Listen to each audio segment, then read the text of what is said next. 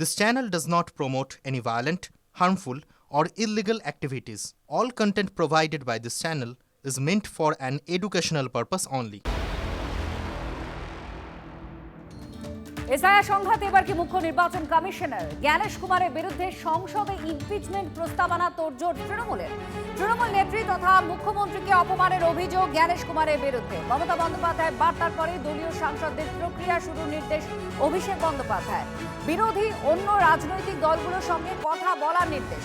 চলতি অধিবেশনেই যাতে ইমপিচমেন্ট প্রস্তাব আনা যায় সে বিষয়ে তৎপর হওয়ার নির্দেশ দেওয়া হয়েছে।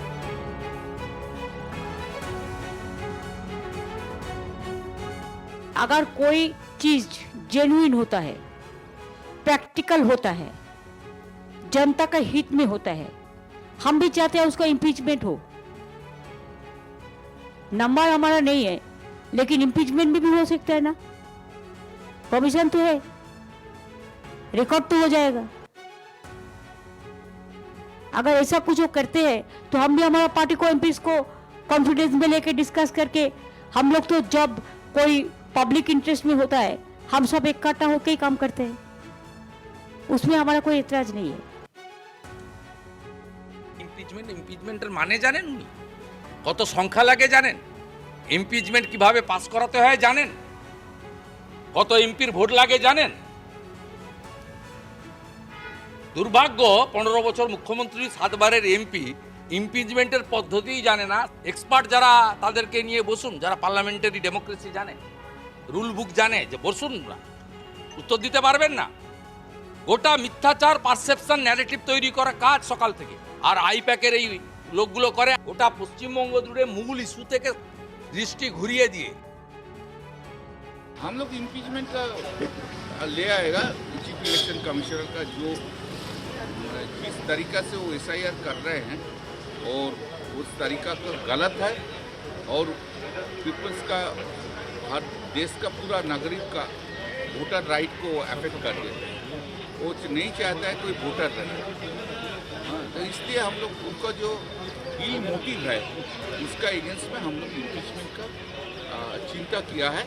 हम लोग बात भी कर रहे हैं, बात करने से ইমপিচমেন্ট মোশন যে কেউ আনতে পারে। প্রশ্নটা হচ্ছে ইমপিচমেন্ট করার জন্য কি আপনার কাছে নাম্বার আছে, সংখ্যা আছে কি, দম আছে কি? দম তো নেই, দেশের মানুষ তো আপনাকে বাছেননি। আপনি যতই বাংলা, উর্দু, ইংরেজিতে কবিতা লিখুন, দেশের মানুষ আপনাকে ভোট দেয়নি তো, আপনাদের দলকে পেছনে বসিয়েছে, অর্থাৎ বিরোধী দল হিসেবে বসিয়ে রেখেছে। তো আপনারা আনবেন, আবার নন্দলাল হয়ে ফিরে যাবেন, দুগালে থাপ্পড় খেয়ে লাল হয়ে। সুপ্রিম কোর্টে হলফনামা দিয়ে ইডির অভিযোগ খারিজ করেছেন মুখ্যমন্ত্রী মমতা বন্দ্যোপাধ্যায়। আইপ্যাক অফিস থেকে তদন্ত সংক্রান্ত কোনো নথি নিয়ে তিনি আসেননি, শুধুমাত্র দলের নথি নিয়ে এসেছেন, আর সেটা ইডি আধিকারিকদের অনুমতি নিয়ে।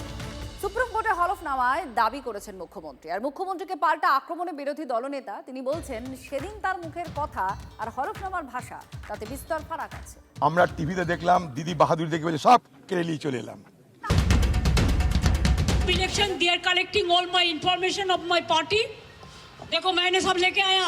আবার হাইকোর্টে গিয়ে মিনমিন করছে, ব্যাপারটা দিদি জানে। তিনি মিথ্যা হলফনামা দিয়েছেন, উনার কথার সঙ্গে হলফনামার কোনো মিল নেই। हमारे ऊपर में जितना तृणमूल कांग्रेस है झूठा मामला निकाल के एजेंसी निकाल देता है, हमारा पार्टी का डेटा चोरी करते हैं। एजेंसी रूल, राजधानी दिल्लीते बसे एजेंसी राजनीतिर अभियोग मुख्यमंत्री। हमारे साथ जब्ती चल रहा है, हमारे ऊपर में जितना तृणमूल कांग्रेस है झूठा मामला निकाल के एजेंसी निकाल देता है, हमारा पार्टी का डेटा चोरी करते हैं,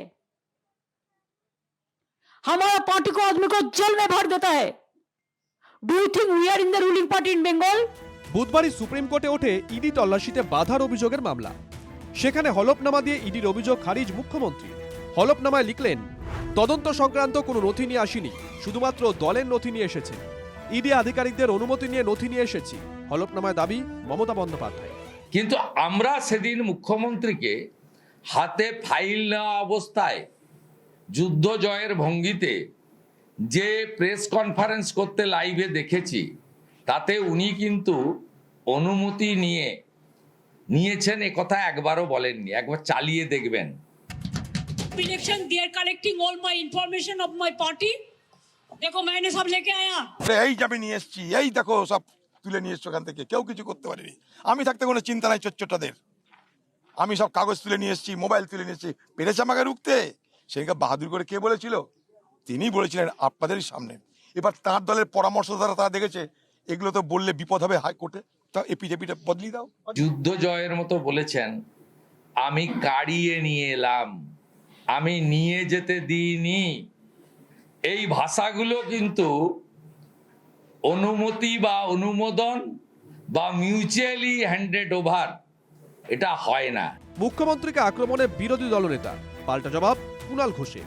কিন্তু মানে মানে ইডিরও পিআরও নন, তো সুতরাং ওনার যা যা মনের অতৃপ্তি বা প্রশ্ন সেগুলো উনি ওনাদের দলের শাখা সংগঠন ইডি, উনি ওখানে যান, দিল্লিতে যান, এখানে প্রেসের সামনে এইভাবে মানে আর্তনাদ করে কি লাভ আছে? মুখ্যমন্ত্রী যা বলেছেন হলফনামায় ভয়ে চাপে বাঁচার জন্য আতঙ্কিত, দিশাগ্রস্ত, জেলে যাওয়ার আতঙ্কে থাকা এই মুখ্যমন্ত্রী, তিনি মিথ্যা হলফনামা দিয়েছেন। উনার কথার সঙ্গে হলফনামার কোনো মিল নেই।